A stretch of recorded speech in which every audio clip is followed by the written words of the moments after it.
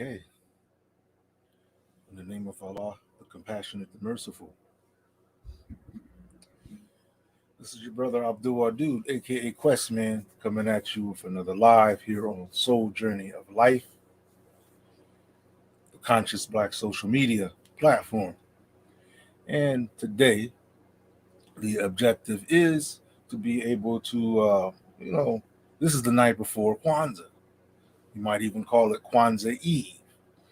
Whatever you want to say about it, one thing you can say for sure is that this is one of the, I want to say, festivities that originates from us as a people.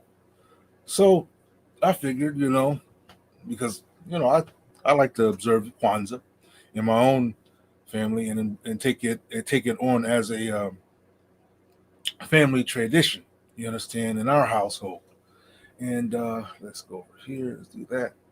You'll also notice that in the link here in the chat feed or whatever is a link to be able to join and participate, and we can chop it up and break bread about Kwanzaa.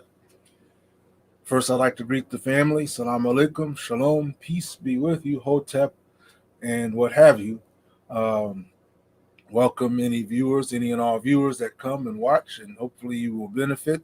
I will encourage you to heed this little ticker at the bottom of the screen and, get more people involved. I know that many of the our regular viewers, it's probable that they are, enjoying their holiday season. There are many of us that still they practice.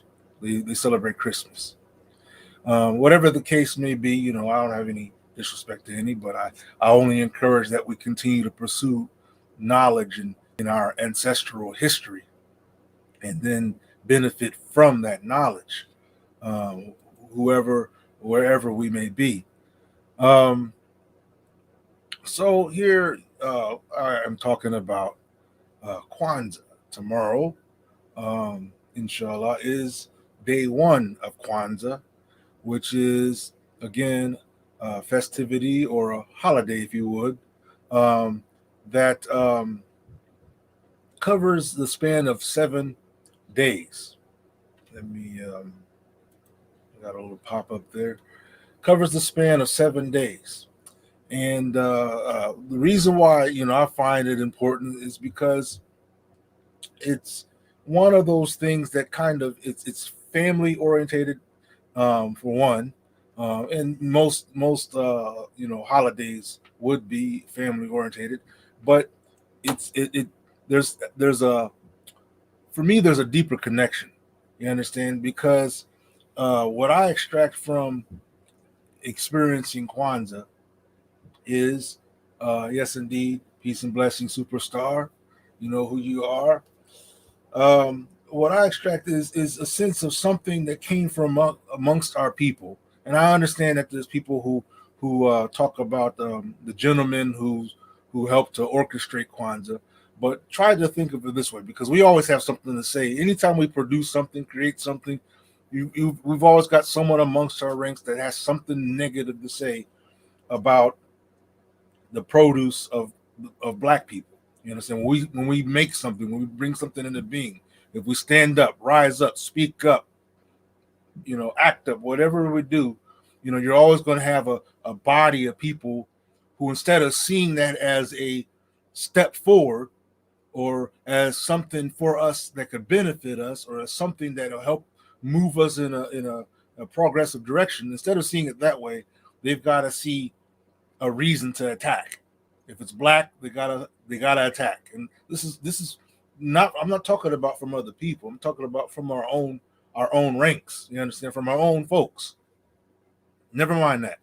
For me, like I said, like I was wanting to say, Kwanzaa embodies an effort in the black spirit here in the United States of America, in our effort to rekindle ties to the motherland.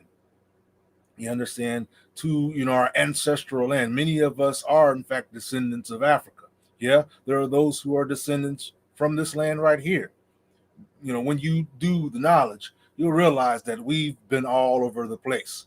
The most ancient Chinese people look like you and me. Even the most ancient Irish people look like you and me. The most ancient brilliant Brazilian people look like you and me. And not too long ago, not really too long ago, maybe about 300 years ago, the older Mexicans looked like you and me. So no matter where you go, somehow, some way, our face was there. Anyway, here in the United States, where many of us had been trying to rekindle our ties to the motherland, I say the motherland because it indeed is the motherland, because regardless of where we ended up prior towards being brought here into this land, ancestrally, our roots dig deep into Africa. You understand? Somehow, some way, we come from the motherland. Bottom line. Pardon me a second here. I like this aloe.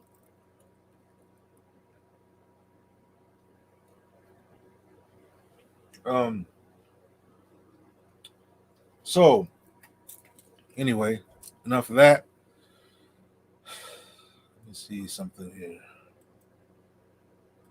Okay. So about Kwanzaa, I got a lot of windows open here, so I'm trying to do some minimization here. Okay. Um. How do we want to go about doing this? We can do it this way. I want to show you a picture though. So let me get on here and screen share.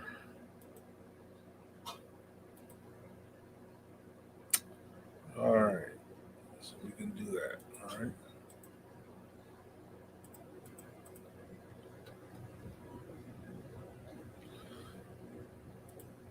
All right. So here's what we're going to do. I'm going to share a screen.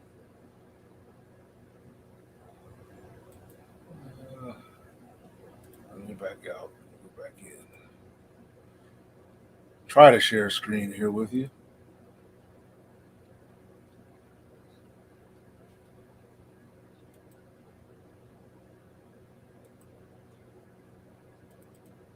Hmm. Let's see here. Is it going to let me do it?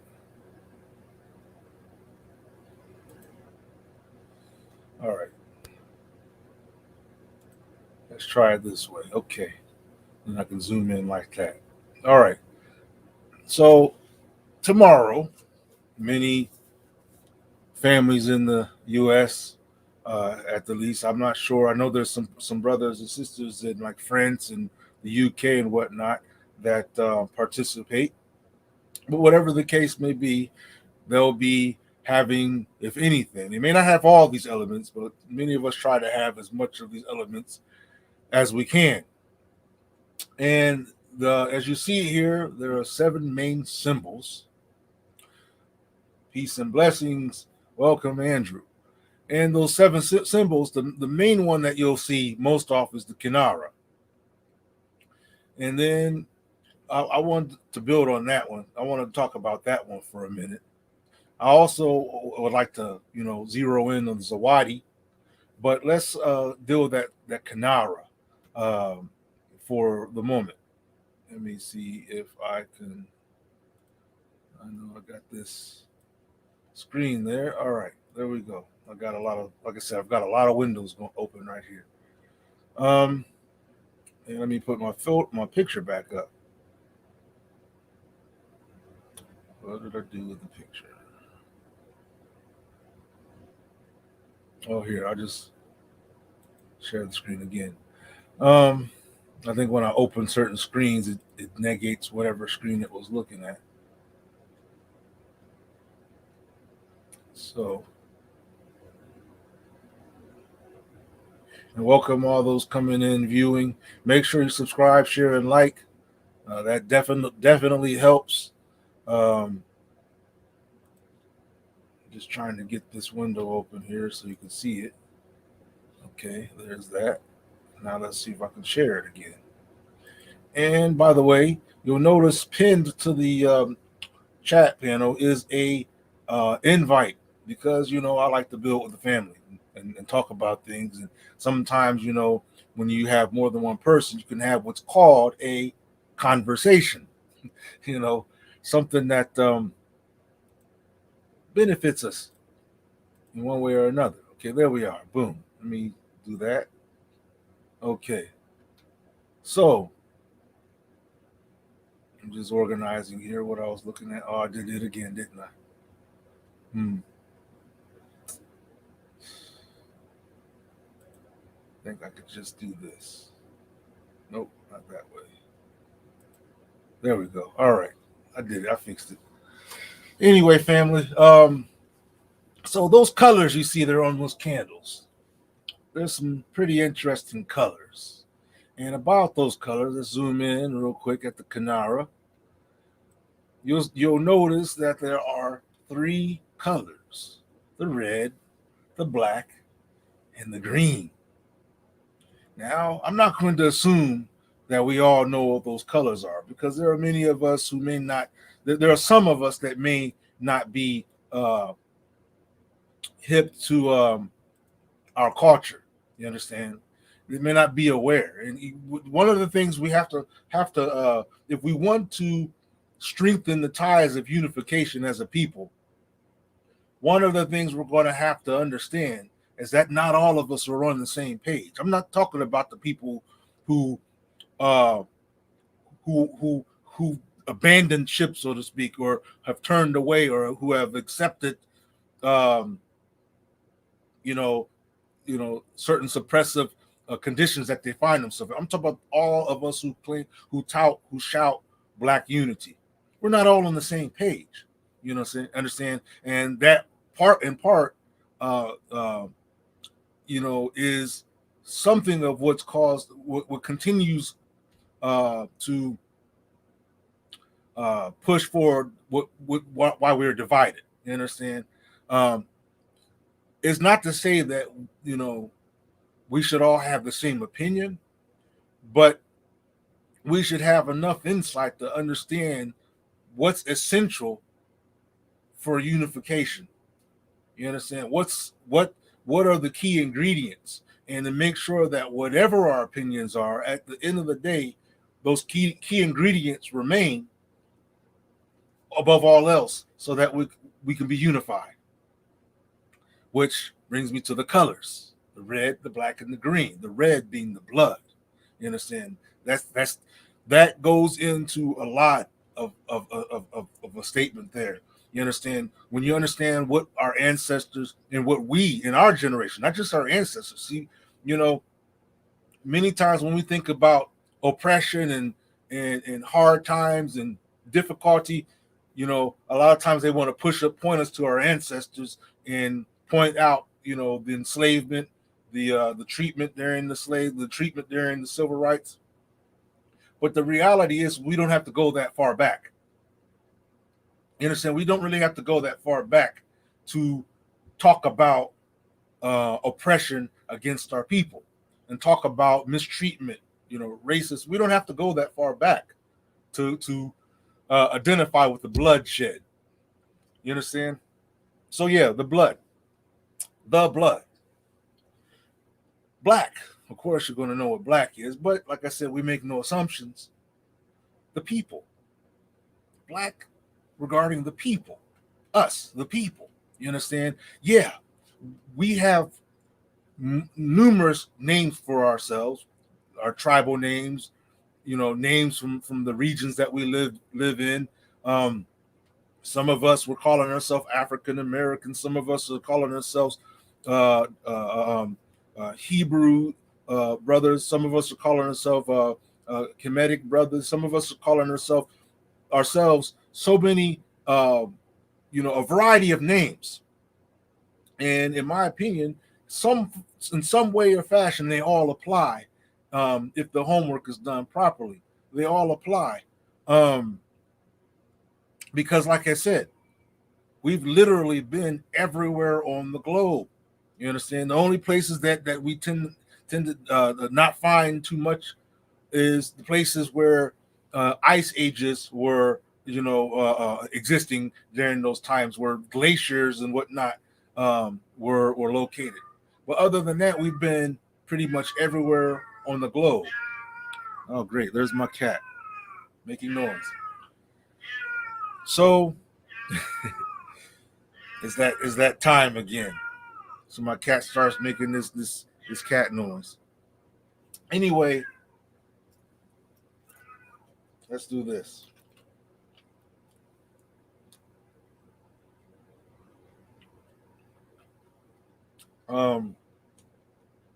So black.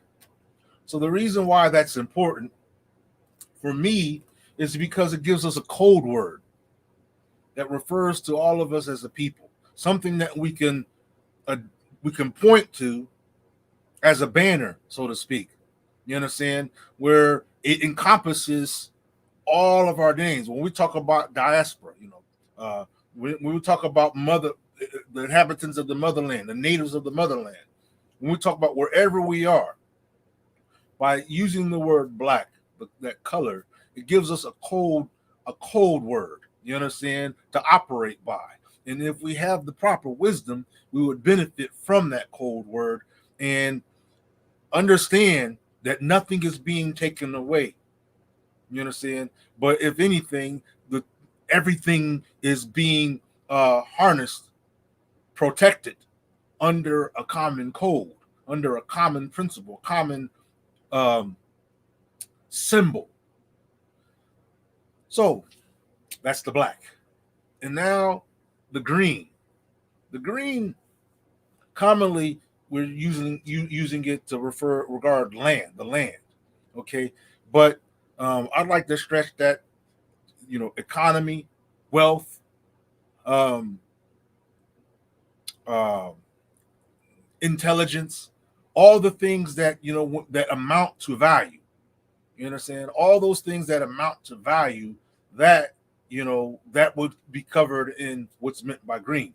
But yeah, essentially, we want to talk about land. We want to talk about where our feet stand. We want to talk about where our ancestral sweat, tears, energy, effort, you understand, was used to erect monuments. Some areas in the world willingly. In some areas in the world, especially in the US of A, unwillingly. And the thing is that anytime you put your hands in the soil, so to speak, anytime your labor has been used and you haven't been rewarded properly, you haven't been given your wages because you were forced into doing this, then it would only reveal, that look, at some point the wages are due. At some point you must pay up. And just because the generations pass on doesn't free anybody from the debt.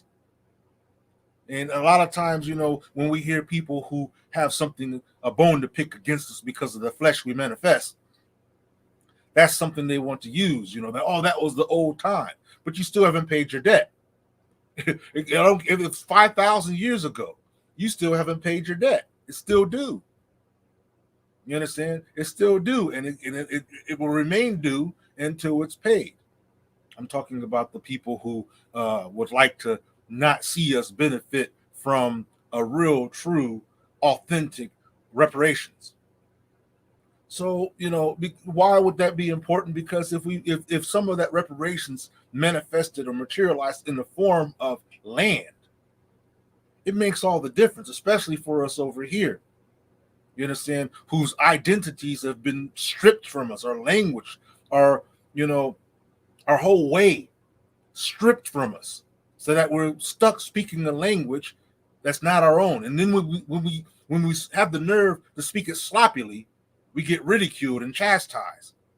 And I'm of those who say, well, if you speak this language and you don't speak it correctly, I don't have a bone to pick against you. I don't see you as I don't see you as professional because you're able to speak English eloquently. I see you as professional because you're able to manipulate and utilize whatever tools are at your disposal in the most creative and insightful way.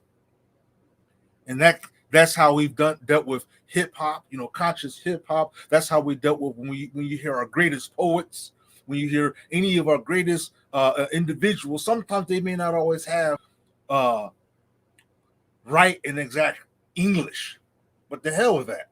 Okay, they have their art, they have their passion, and they're communicating it in the way that they see fit, using what they have at their disposal. So I say that because we get deceived in believing that proper English means you're intelligent.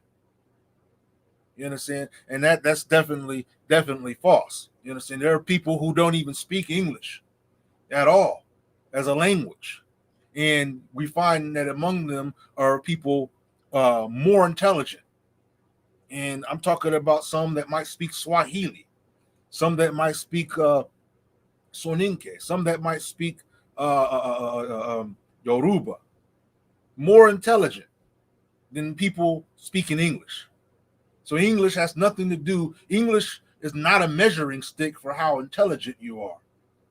You understand? It's not a measuring stick at all. So don't chastise your brother or sister when they aren't capable of speaking a language that's not even theirs to begin with. Their mouth isn't even designed for this. Don't get upset because they sabotage this language. Sabotage it. Chop it up, scramble it, do whatever you want. This isn't our language. We've taken it over. If anything, we've taken it and made it into what we want it to be. That's our prerogative. You understand? No hating on any of that. So that's the red and black and the green. Now I mentioned to you 7 days. Each you see that there's 7 candles. 7 candles. Let me see if I can zoom out and go to a different picture somehow. Let's see here. Gotta do that again, you say? Okay, there we go. So go bring this picture back up again.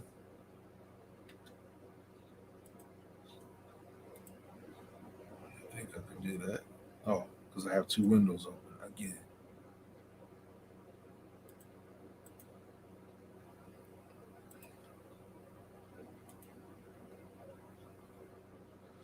All right, so it's going to do. There we are, right there. Share the screen. I think I can zoom. Let me open the folder again. There we are.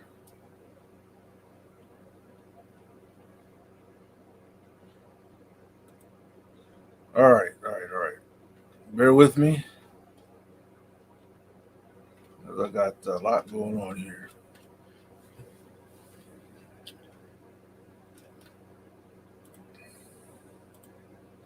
Okay, so you see that screen right there.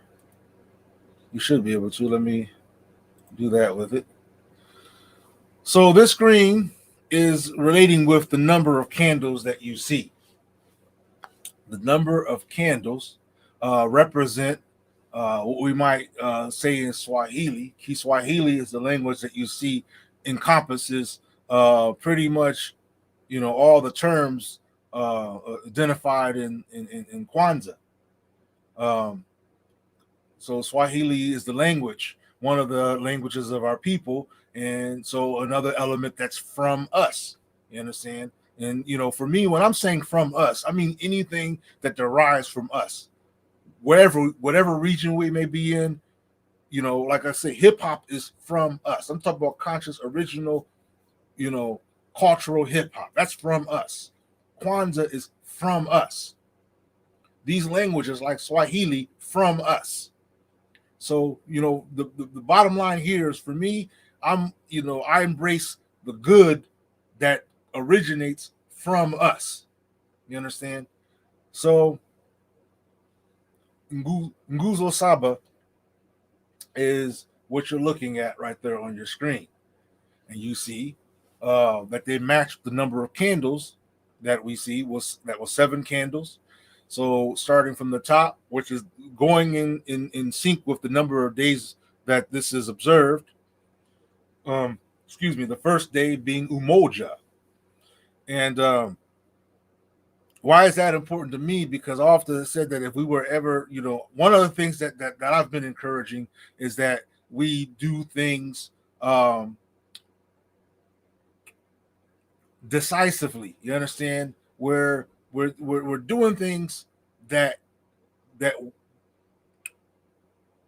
we authorize from ourselves. You understand? We're not looking for anybody externally for permission to do it. We obtain permission from our own people, from us, to do whatever it is we do. And among those things that I believe is very important is that we need, as a people, an umbrella name. We need a name for ourselves as a people, a name that would, unify us as a people here in the US of A, in the UK, in France, all the diaspora, that would unify us even in the motherland, that would unify us all together. A term, an identity that we could use that come from us. You understand? And Umoja was the suggestion that I put forth as a encompassing name. You understand? Because Umoja means unity. You understand? And that's day one of Kwanzaa. Umoja means unity. You understand? It means oneness. So as unity, Umoja, to strive for and maintain unity in the family, community, nation, and race. You understand? And notice, that, I know a lot of people when they hear about us observing Kwanzaa, you get some people that have no issue with it, but there's always those that feel somehow that this must be racist. And I'm asking, for us to love ourselves, for us to love our culture, for us to love being together, unifying, wherein is that a racist thing to do? When Greeks have their festivals, every year, and they're coming to celebrate their Greek ancestry, no one's calling them racist. You understand? When you have any type of festival or any type of observance that revolves around a person or people appreciating where they come from, who they are, there's nothing racist about it. You understand? This is a human feature to be able to have a sense of pride of who you are. You understand? So, yeah. So, for us, this would be a time of strengthening your own individual understanding of who you are, where you come from, and where you're going, where you'd like to go, if anything, inshallah. And then strengthening your immediate family ties. You understand? Strengthening your ties with your mother, your father, your brothers and sisters, your husband, your wife, your children, strengthening your ties. Okay. And then strengthening the ties with the people with your people of your community. You understand? Your extended family. You understand? Your extended family, and then your national family. You understand? Your umoja, your national family.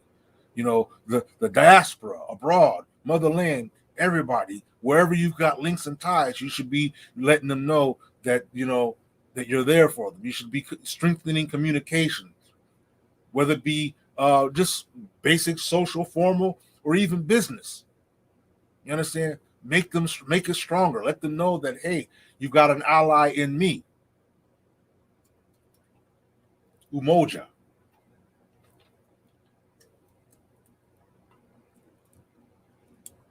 And so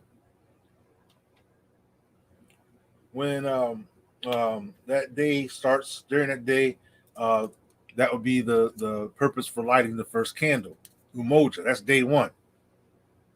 Then many of our favorite day or words or end day is Kuji Chagalia. Kuji Chagalia is one of the very fundamental things that I believe we are struggling and fighting for.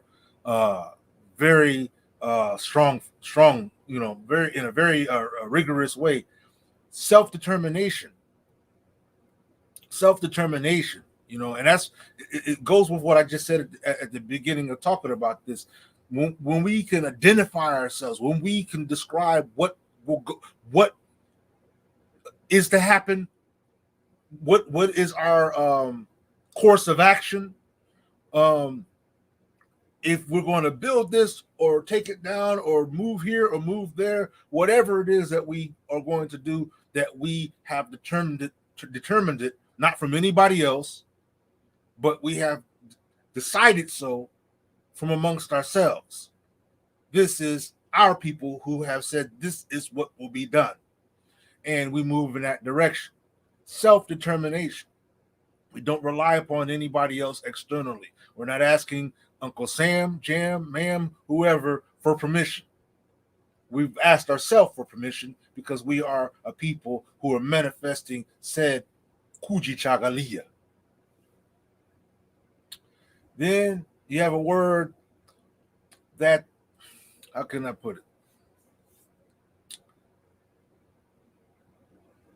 Oh, and I was going to say with the Kuji Chagalia part, like I said, define ourselves, name ourselves, create for ourselves, speak for ourselves.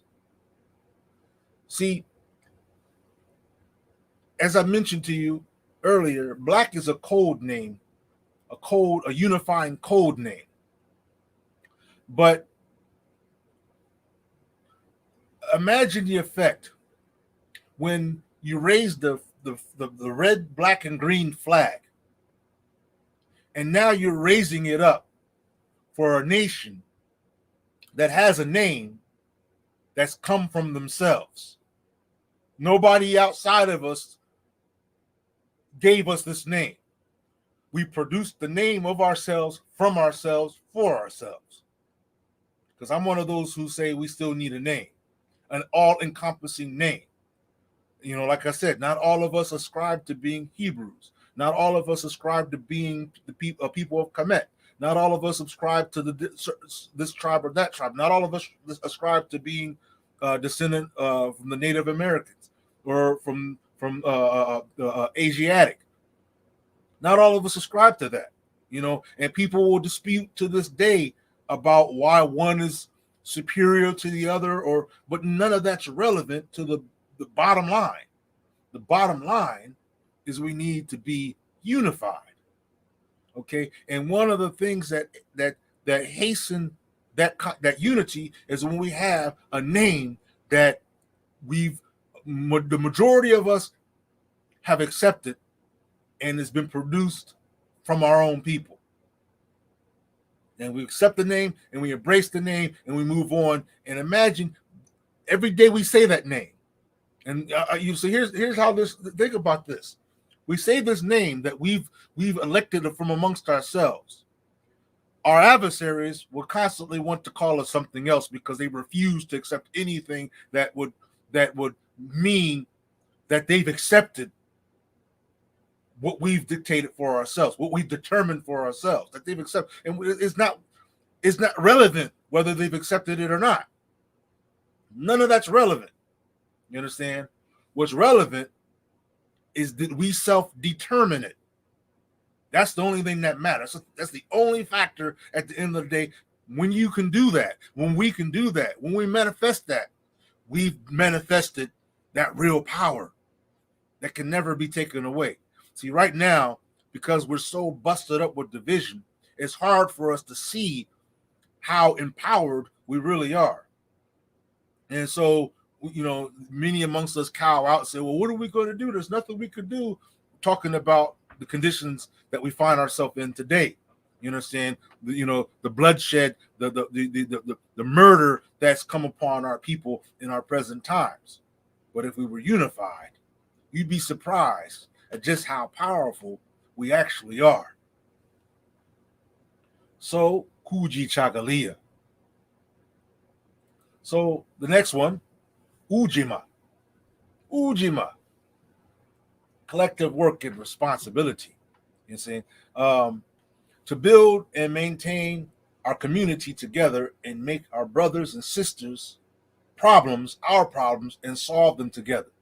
And this is something that is a very strong ingredient, family, because often we hear some amongst our people who will say, oh, well, that has nothing to do with me.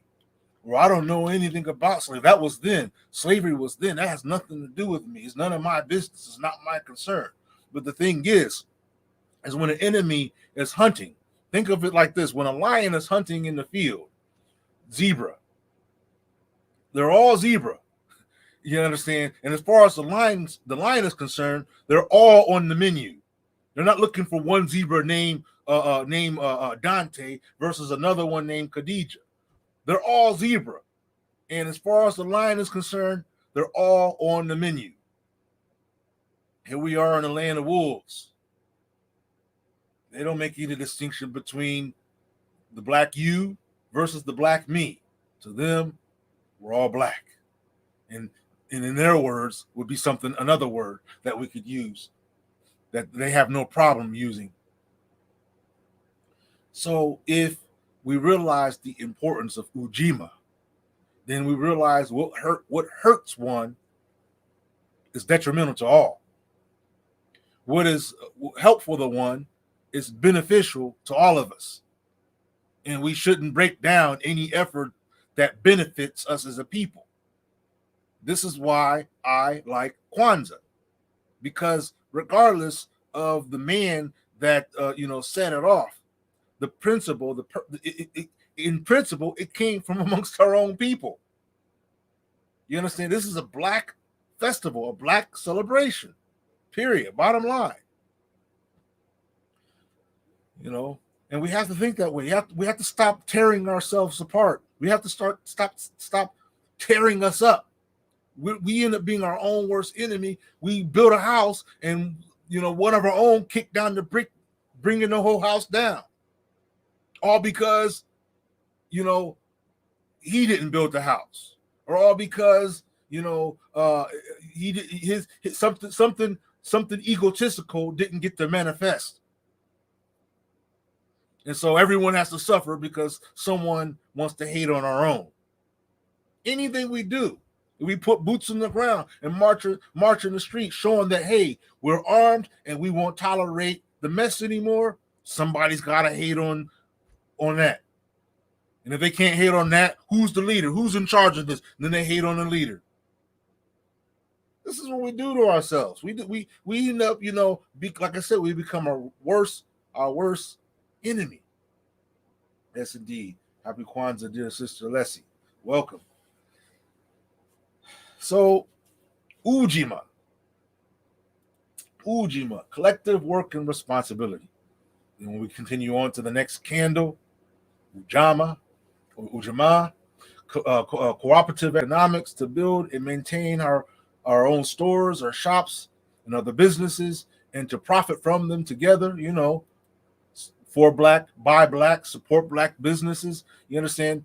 Look, if you look at this is why you can't really hate on Kwanzaa. If you look at all the Nguzo Saba, if you look at all the 7 principles, they're all quality bullet points, if you will, that build us up as a people. There's nothing out of this that's detrimental or that's corruptive to what we're trying to do. That's what I said. Where do you for those that might have, I don't observe Kwanzaa. Well, fine, but about those who want to say something negative, where's it at? Where's it at? Ujima. So yeah, supporting one another's business efforts, competing in a fruitful way with one another, recognizing each other's efforts, putting each other on the map. You understand? If you got a business, maybe you might have some cards or some poster points or whatever hanged up, shouting out your brother or sister's business. You understand? Hey, even though you're selling groceries and whatnot, I know where you can get your hair cut. There's a brother right over the street. Do you go to his place? Oh, I know where you can get your garments and whatnot. Do you go to that place? I know where you can get your produce. And the next thing you know, it ends up being a cycle of our own people helping and supporting our own people, not tearing each other down. Ujima. Yes, indeed. Do that. So, going to the next candle of Nguzo Saba, Nia, purpose, to make our collective vocation the building and developing of our community in order to restore our people to their traditional greatness. One of the things that I've been emphasizing, during some of these talks is that I firmly believe that we need to restore a sense of tradition into our lives again. We've lived in this land and they really attacked anything that would amount to being traditional. They would hijack our hip hop culture. They would hijack, so many elements and break it down to somewhat where today many of us are living like we've got our heads chopped off. You understand? No clear idea, no clear objective, no clear end game. We're just doing whatever, whatever feels good that day. Whatever. Let me make my hair this color. Maybe, put some 10-inch eyelashes on or something. I'm just saying, this is what we're doing nowadays. You understand? No real productive objectives that build you up, that build up the way for your descendants, and that honor those who came before us. Traditional values. Traditional values. What is your purpose in life? I often ask, if the heavens were looking upon you right now, are you worthy? Is your presence on this planet worth its being here? Or are you just a waste of space and time? That's the question you have to answer for yourself. I'm not here to, to point the finger or anything, but I am going to say that, look, at some point, you got to come to terms. Many of us are living our life like this is it. Like there's no real purpose of being here. There's just, party like it's 1999. Just saying, family, we got a lot of homework to do if we're going to really, get anywhere that shines even a sparkle of light in the way of unity. So we need to make sure that our purpose is an honorable, noble purpose for our people that builds us up and doesn't tear us down. And so, let's see here.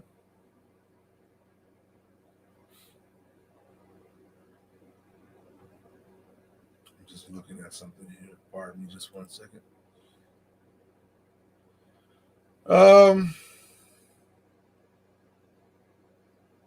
Okay, so we're continuing on to the next Nguzo Saba. And the next Nguzo Saba you see there is Kumba. Kumba. And Kumba is broken down to be regarded with collective work, uh, responsibility.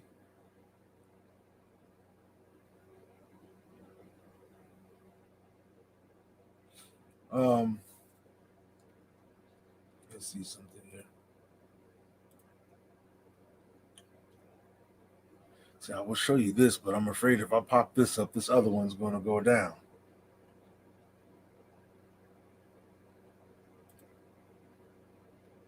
So instead, maybe if I... Nah, that's not going to work either. See, it only lets you, on this thing, it only lets you share one thing at a time. Anyway, let's Kumba, creativity. Hold on a second here. I got the baby toys and stuff sitting all over the place. Let's put that over there. Kumba, creativity. To do always as much as we can in the way we can in order to leave the community more beautiful than we inherited it. This is dealing with our talents, our our strengths. You understand those things that you can produce from yourself. That people when they see you, they see they will call you out on your talents and let you know that hey, you did a good job at this. You understand? It's those type of things, that could end up benefiting your people. If you're always wondering, well, what can I do? What can I do that benefits my people? Try to look into things that you do with ease, that you just seem to have a knack for. You understand? You'd be surprised that sometimes those things that you have a knack for is your gift to your people. You understand? It's like you were made to do those things. You understand? You were designed to be able to provide this gift to your people. You understand? In that way, you are a gift to your community. You are an asset. You understand? Kumba. They say Kumba creativity. It covers all those things. So the next time when you are trying to figure out, because we all don't have the same part to play. Everybody's not a warrior. Everybody's not a scholar. Everybody's not a doctor. You understand? Everybody's not an artist. Everybody's not a musician. But there's always some people amongst us that are. You understand? You have a part to play in somewhere, somehow. Sometimes it may not be a public part. It may be just simply holding your family down, being a good husband, being a good wife, making sure you get to that job and bring home, the food for the table. It may not be all that spectacular as some people tend to, they might want it to be. It could be something simple and humble. But because you're doing it, it makes all the difference in the outcome of your family, a stronger family, becoming an asset to a stronger community. Kumba. So then we get to the seventh principle. The seventh principle, Imani, faith, to believe with all our hearts in our people, our parents, our teachers, our leaders, and the righteousness and victory of our struggle. Okay? This is very optimistic, family. This is an optimistic perspective to have. It means that, on the onset, each one of us often say, there's the term we use. There's one term that we've been using lately, be one, meaning black first, right? But I say, it also means that when you see one, salute one.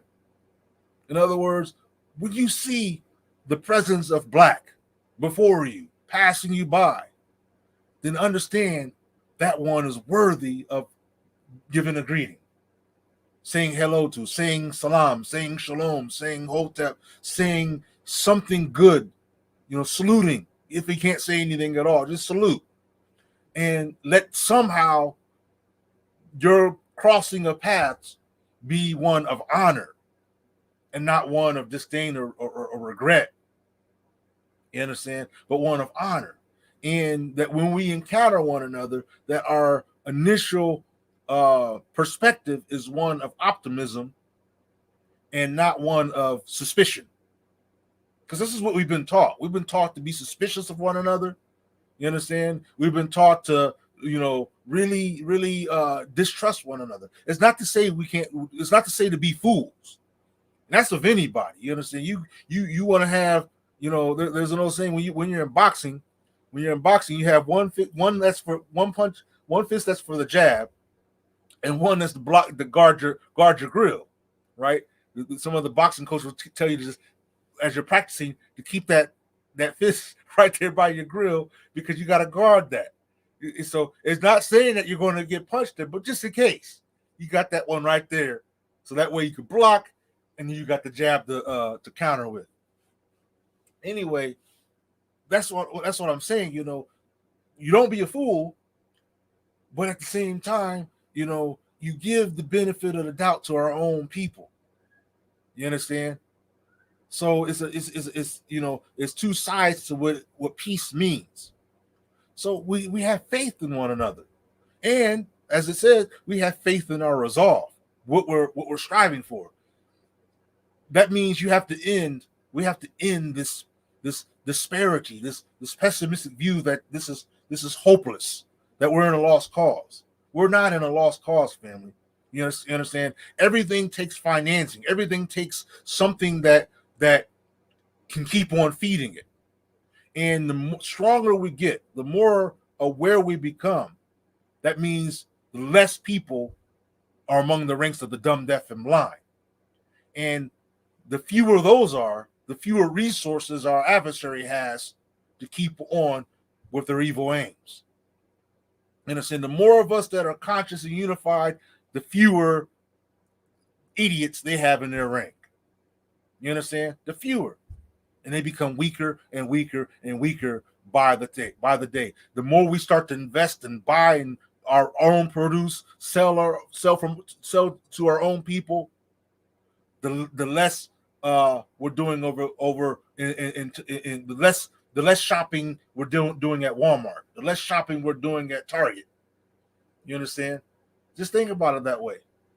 They can't thrive unless we go. Most of these shops, they can't thrive unless we go up into their shops. They can't even exist. A lot of the business that you see today is pending on our efforts, our support, our cash. And as poor as we may think we are, we sure do. When you look at the year-end numbers, we sure do spend a lot to be so lower class or whatever you want to say. We sure do spend a lot. Anyway, we have to have faith in ourselves, individually and collectively. We have to have faith in. We have to believe in us again. We have to believe in our expertise again, our scholarship again. We have to believe in our wise ones, our adepts, our specialists, our experts, high and low. We have to believe in ourselves again. Imani.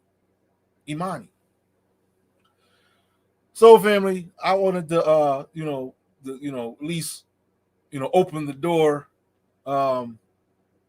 because in a matter of an hour, in my time, in my area, we'll be entering the eve, entering into the first day of Kwanzaa. And I just think that sometimes it helps to sit down, break bread, and be mindful. You understand? I mean, when's the last time you made a cup of tea for other than just yourself? Next time, make some tea for everybody involved. And if there's no one there, invite someone over. What do you got to lose? Invite somebody over. Invite some friends over, some family over, some brothers and sisters over. You understand? And if you can't do that, maybe you need to go to their place. Sometimes people can't travel. And if you can travel, they can't. That means who needs to go where? You. So, family, let me go ahead and close that part up. As you see in your in the commentary there, I'm gonna put it there again. Sharing is caring. I'm gonna put it there again. Um, the link for joining this live chat. Not that one. That's wrong. Okay, there we go. Because I like to break bread. And the thing I would like to particularly break bread about, because one of the things that we benefit from Kwanzaa is the experience of showing gratitude, showing that we're thankful, showing that we appreciate you know um, the efforts of our ancestors, the efforts of our people today. You understand? Those who are standing up, those who are because they exist, we haven't been defeated yet. Yeah, we've been, captured, but technically we haven't been defeated. We're still here on this planet. You may not realize it, but there's actual races of people who've become extinct, who don't even exist anymore.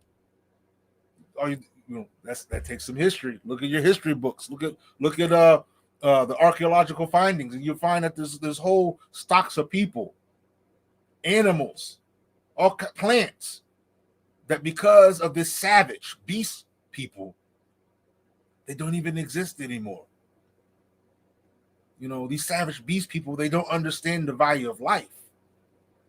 To them, it's all about, kill or be killed, uh, you know, conquer and control and make sure you have all the resources. Because if you don't, you're going to die. That's their mentality. That savage beast mentality. You understand? We have to revive. We have to heal in us that mentality that values life. We've been in this structure so long that many of us have started to absorb some of the ways of the beast people. Beast people, Wazungu. And I'm not saying that in vain. I'm saying that because that's what they say of themselves. And they'll let you know that the people of the diaspora and the people of the motherland have no genetics from any beast at all. You understand? We don't have any of that. This doesn't pertain to us. Our genetics have always been what we are since we first came on the scene. We've always been human. We've always been human. We've always been. We've never been monkeys. We've never been apes. We've never been chimpanzees. We've never been Neanderthal. We've always been human, so long as we've manifested our presence on Earth. But that's another. I suppose that's another subject.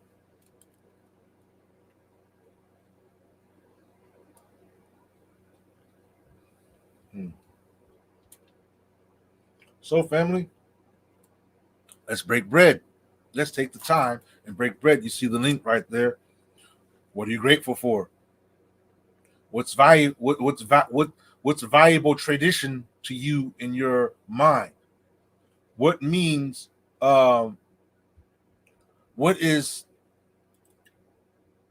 worthy to you? You understand?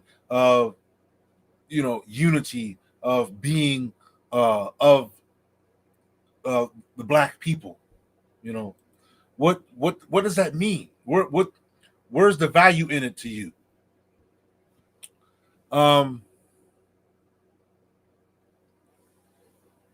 This is some of the things to think about as we enter into this next Kwanzaa holiday. Tradition. One of the things I might encourage is that you have some type of soothing, traditional, inspiring sounds playing in your home come tomorrow. Something to remind you of those that came before you. Something that reminds you that inspires you more to be proud of who you are, to be happy of the skin you're in, and of the origin of yourself. To be, to appreciate that, because you know you weren't born any other person. You understand? You weren't born any other person than the person you are. You could easily be someone else or another group of people. If that was what was for you in this world, but you were born a black brother, a black sister. That's who you are. So, and that's who your children are going to be. That's who your ancestors are, or were, I should say, and are in you. I could say are, present tense, are in you. Uh, so hopefully you've got, this is it doesn't have to be an extravagant thing. It could be very simple. Have a table, have a table of your Kanara, your different your various representations that you saw earlier. Um, maybe we keep it simple. Sometimes we print out little labels or little tags that we can hang around on the wall. Little colorful things. Of course, we're always breaking out the incense and burning the incense anyway. So that's that's a given. Um, One of the things to be mindful of is being charitable, which reminds me, and I didn't really forget, but I was able to obtain enough funds. I think I'll be able to purchase at least um, three. I'm gonna try to get three quality sleeping bags to donate to those in need. And this is an effort that I had been sort of driving and pushing forward. Excuse me, um, of the Cover Brother. Um,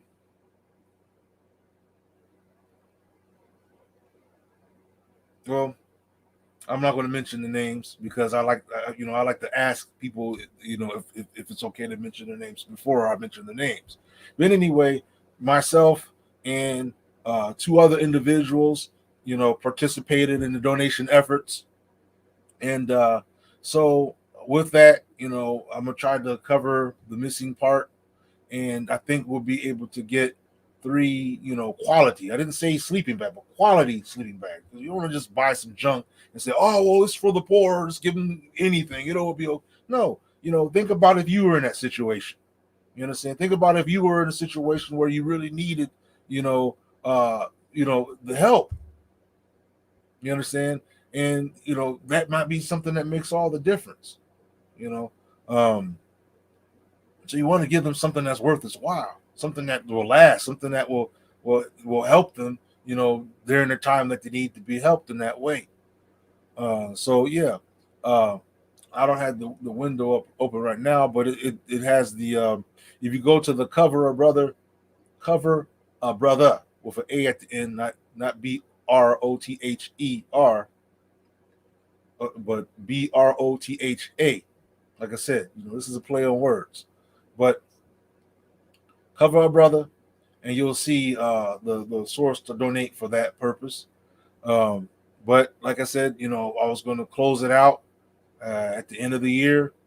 So I guess you could say, technically speaking, we still have 5 days, 5 or 6 days remaining. Um, for if anybody would want to donate for that cause. Um, but after that, like I said, get the funds together, purchase, and hopefully I'll be able to maybe do like a live or something. My YouTube account doesn't allow me to make a live on my phone yet because I don't have enough views. That's why you guys got to click like and stuff like that, because then I can take some of this on the road. Um, I mean, I could do it on IG, I guess, but it's not the same. Because see, on YouTube, when people put in their comments and whatnot, it can stay, and you can see it later on. But on IG, the comments go away after it's all said and done. The comments go away.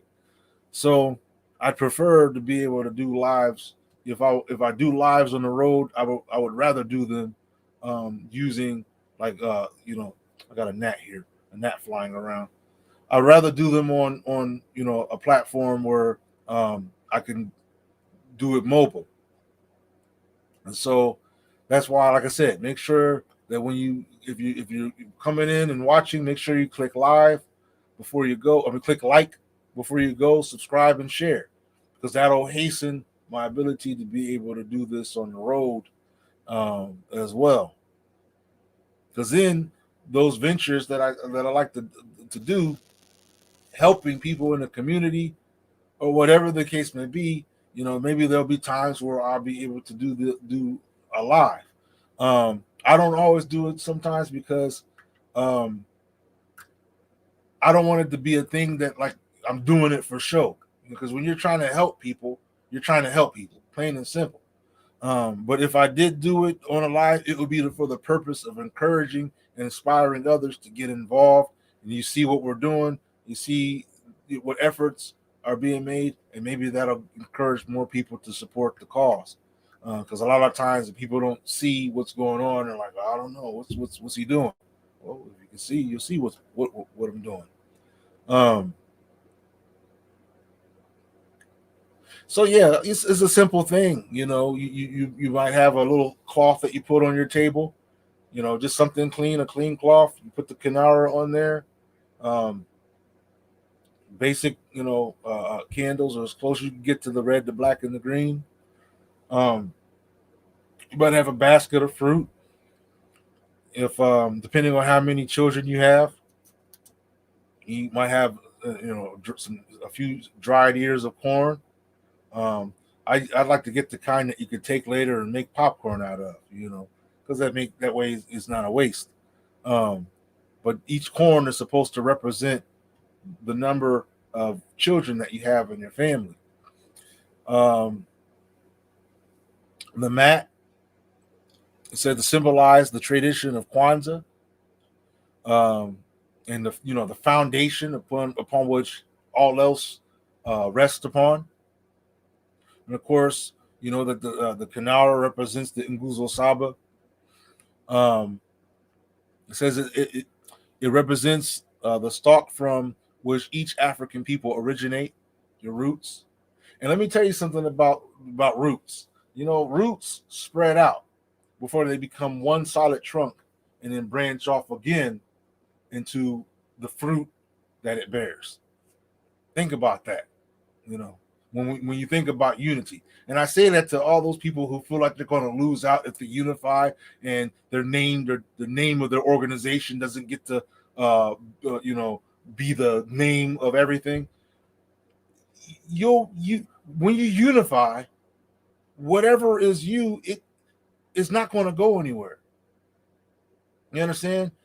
The thing about um, consolidating efforts is it becomes a shout out for all involved. You understand? So yeah, all the roots come together. They join up to become a unified body. Then they branch out, and everybody benefits from the fruit. Um, Everybody gets to eat. So we already talked about the nkeke. That's the mat. The kinara, muhindi. That's the ears of corn that represents the children. The zawadi was what I was talking about at the end there regarding the charity, the gifts, and the family is manifested in the form of you giving gifts to your loved ones. Um, and it says that it represents the fruits of the labor of the parents and the rewards of the seeds sown by the children. By the way, to the viewers, that link to join this live is in the chat there, so don't be shy. And if it makes you feel any better, you can go ahead and come on, and you can always click your camera off. But I'd like to always see initially that the persons that are joining are one of us. You understand, one of our own. and that's with all due respect, because my conversation, what I'm talking about, is for my people. There's enough conversation for other people from their people, that we should at least be allowed to, from amongst ourselves, to have our own conversation without needing to associate with anybody else.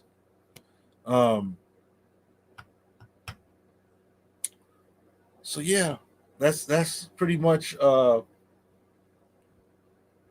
what I can say about Kwanzaa.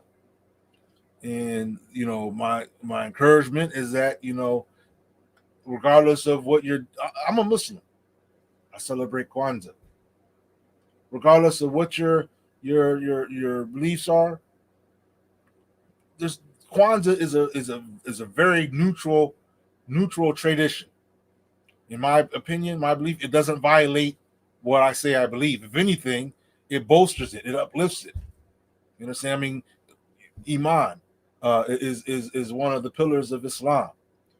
Imani is one of the Nguzo Saba, and it carries the same weight, the same meaning. You understand? All these elements are found within the very principles that I say I adhere to as a Muslim. So I'm saying that to respective of whatever your religious or not religious beliefs might be, this is something that I think we, as a people, should hold on to as our own.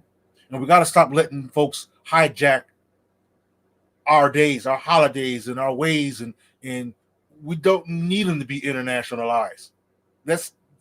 I'm not saying to internationalize them or not. What I'm saying is this: is I don't need the president of the establishment to authenticate something that comes from us. We need us to authenticate whatever comes from us. If we say it's nationalized, but not because someone else says so. You understand? I'm saying this in mind of recent events with Juneteenth, where I guess, in an effort to woo the hearts and minds of the dumb, deaf, and blind amongst our people, it was made an official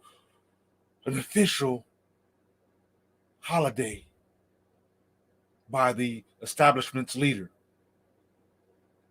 To me, that couldn't have been more insulting, because all that did was allow more external elements to hijack things that come from us.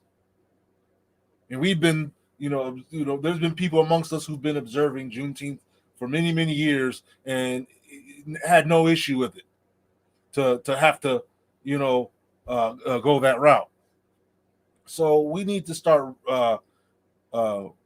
regaining the harness of things that come from us. We need to take back our hip hop culture. We need to take back our all of our traditions and make it our own again. You understand? Renew it, make it our own again, so that what comes from us is distinct from those things that aren't from us. We begin to authenticate our way. We begin to embolden our traditions. I'm just saying, I don't know how this sounds to your ears, but for me, it's all about restoring what means us. You understand? And then taking that horse and riding into a better future for our own people. You understand? That's what it is for me. I got these the screen here. I don't know. It does that. Anyway, I hope that's understood. Maybe I could do it that way. Yeah, that works. I hope that's understood, because for me, like I said, we have to value our own. We have to have value in our own culture, our own efforts. And then when we strengthen ourselves enough, then we can look into exporting, our talents and our abilities.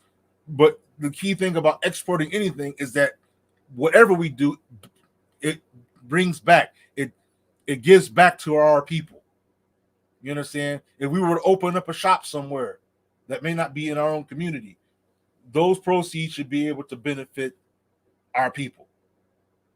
I'm one of those who would say that if we open up a black-owned business, that we need a black-owned bank that collects like a 1% tax to bring back into the black community.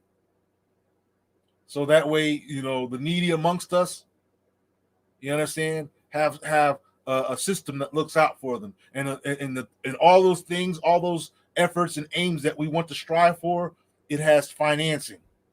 We have to start thinking in this way, thinking of ways that keep the benefits where they can return to us as a people. You understand? It's something to think about. It's something to think about.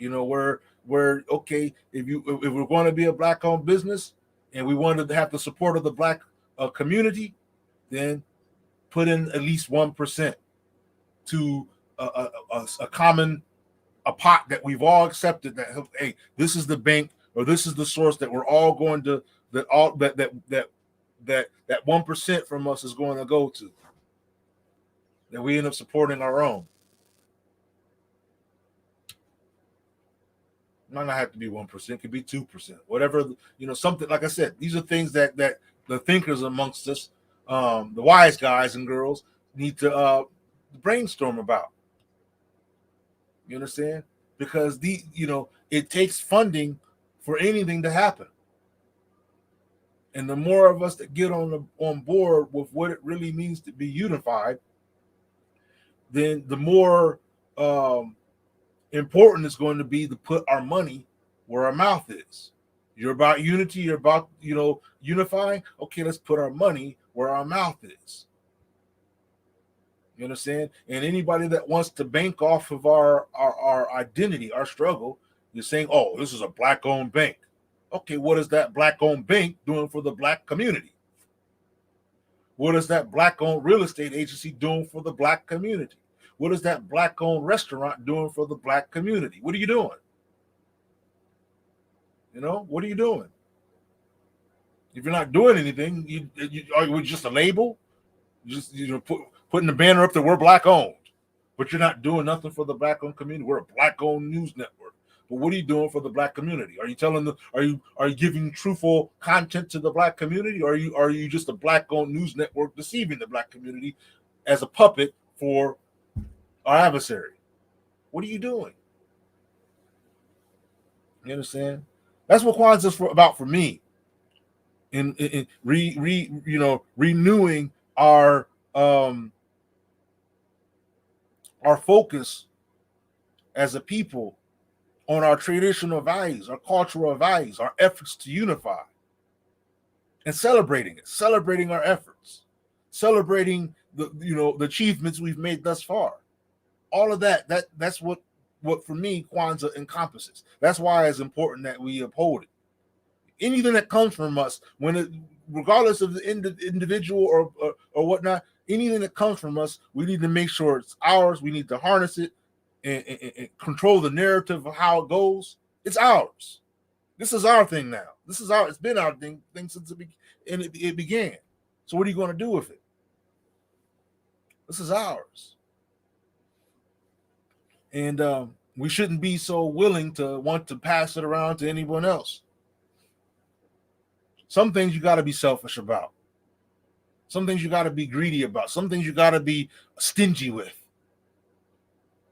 You understand? Especially when it's been when it's been misused and done in such a way where we've gotten no benefit from it at all. You understand? There's a thing here to think about, that if we were to ever be able to get this is the reason why it would be so out there for us to ever get reparations, because the country could never afford it. They couldn't afford what we are entitled to, the type of reparations that we would be entitled to. They couldn't afford it. Even if we were to consider us as a minority in this land, they wouldn't. There'd be so much. Why? Let me tell you why they couldn't afford it. Let's say they had the money to give us the funds up front, like and yeah, this this doesn't free them from anything that is our entitled right as a people that's been in this land who's been built up off of the back of our ancestors, and the ancestors and their descendants have reaped no rewards from it whatsoever, but yet the slave masters and their descendants have benefited in every way. So I'm saying, if suppose they were to, here's your reparations.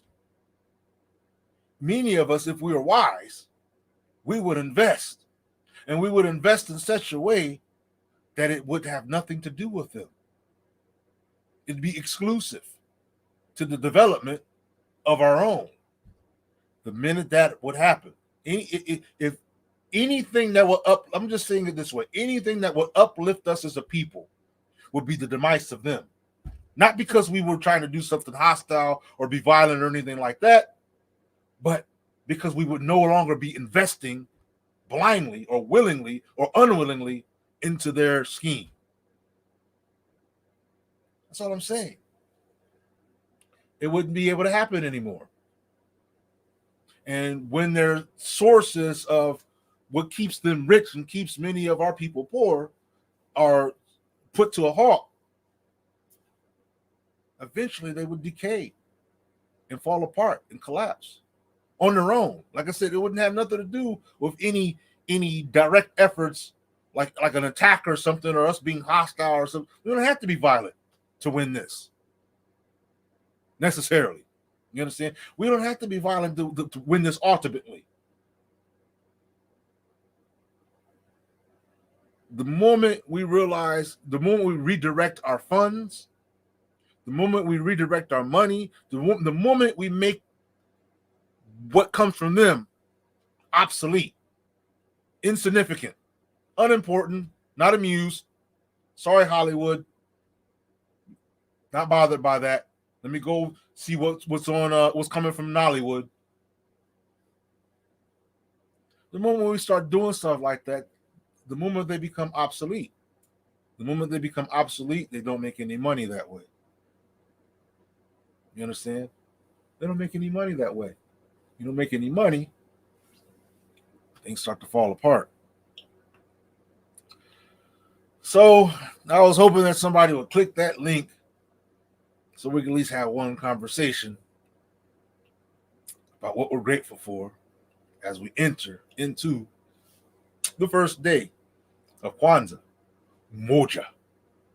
You understand? Unity.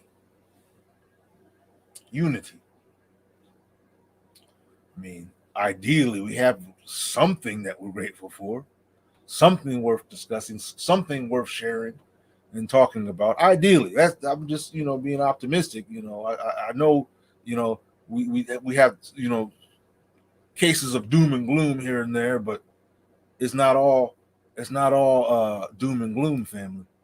It's not all doom and gloom. When you think about the geniuses that have come from amongst our people in so many different ways, geniuses that could take an old computer and turn it into something else, geniuses that have made renewable energy in certain devices in Africa, from our own people, fam. I'm talking about our own people that have made, I was just looking at some people who in Ghana, some folks that I know that took old tires and made furniture out of all of it. I'm just saying, this is us. This is us. I mean, think about it. Nobody else was thinking of that. Nobody else was thinking about, let's take these old used tires and make nice, sharp, nice looking furniture out of it. Let me see if I could put these folks on the map real quick. If I can get a picture or two. I don't know. Uh, it's gonna take too long. But anyway, maybe I'll share it sometime during the week. Because I like to put black efforts, black achievements on blast. You understand? I know some of us they look for any opportunity to degrade and chop black folks down. This person's this person's that. But me, I like to find things that lift us up, and it's the same goes when it comes to you know, uh, I like to try to bring to light some of the struggles that we're going through. You understand? Sisters and brothers that are in oppressed situations, locked up or hurt or harassed. But when I talk about them, I like to show them at their best. I like to show pictures of them at their best, more so than the pictures that are showing them in the terrible conditions that they're finding themselves in. I like you to see them. This is how they look at when they were in good times, better times. Um, so yeah, you know, we need more of that kind of a discussion. You know, uh, while many are looking around for what shenanigan some of us are caught up in, let's look around for some of the good things, the achievements, the honorable mentions that some of us are rising up in. You understand? Just something to think about. Just something to think about, family. Um, and with that said, I'm looking at the time. I'm looking at the fact that nobody's clicked that link. I don't even know if anybody's alive. Is it family that's watching me, or just I don't know. As far as I'm concerned, there might be some agents just sitting there like, let's see what this guy's talking about. See if we can find some catchwords or something. Who's watching me? Who's out there watching? I see a handful of people. Who's out there? Who's out there in the what do you call this? The internet space watching Soul Journey of Life. Abdul Adu in my conversation about Twas the night before Kwanzaa. Who's watching the brother? Um, See, that would be nice if you had an idea, like when I think what is it? When you watch Facebook Live or when you watch IG Live, if somebody comes up in the room, it'll show their name coming up in. It'll say so and so's joined the live or something like that. But it doesn't do that with YouTube. All it does is just shows the count, whatever the count is. You don't know who's watching. You don't know why they're watching. You don't know what their objective is, what they're trying to, what their aim is. You don't know what's going on. Who's watching this, family? Um,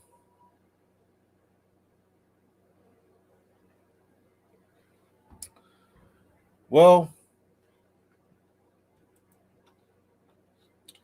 if we're not going to entertain and invite, then I'm going to go ahead and bid the family a blessed Kwanzaa come tomorrow, and hope that you have one that's enjoyable, that really livens the hearts of your family members, that your children have the experience of a lifetime, um, that just keeps on pushing them further and further to an honorable development, and that those whose parents are still with them, that the parents look and see something that they can appreciate in their in their in the children that they have raised up to become adults. You understand? Um, we definitely respect each one of the people in our community who are striving for what's right, who are striving for a real, true unity of our people. You understand? Bottom line. So I guess this is a happy Kwanzaa.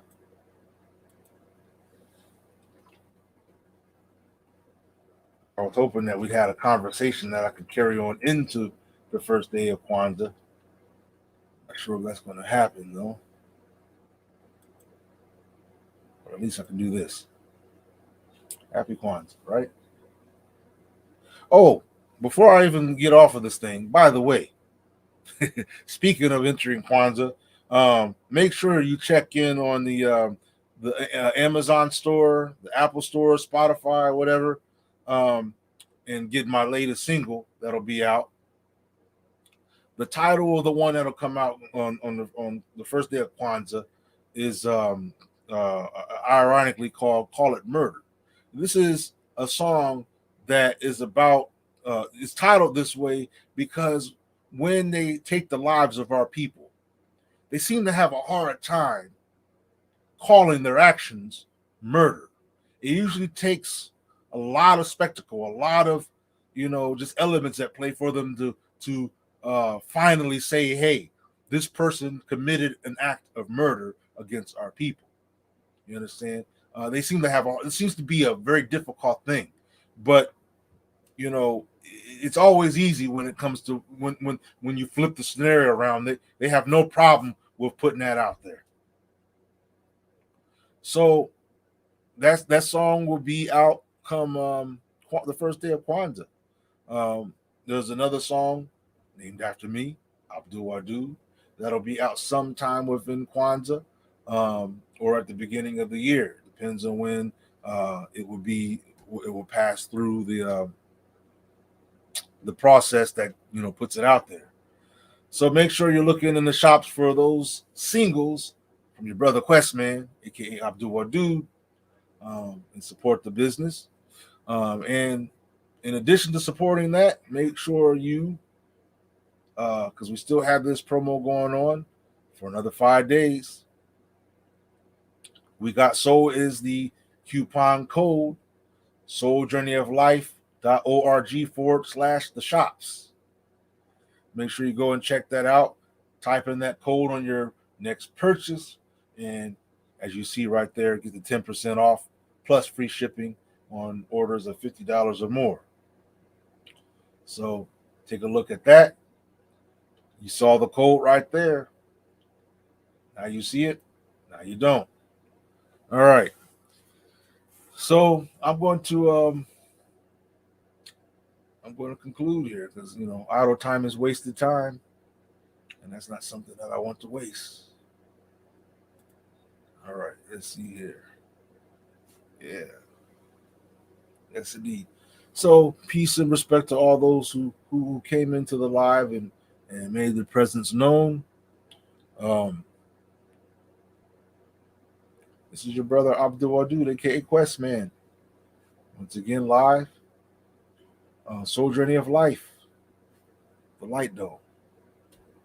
And with that said, have a blessed evening, or morning, or day, or afternoon, whatever the case may be.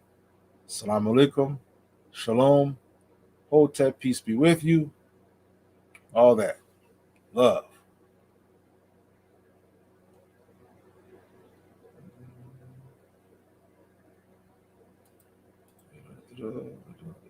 Take care.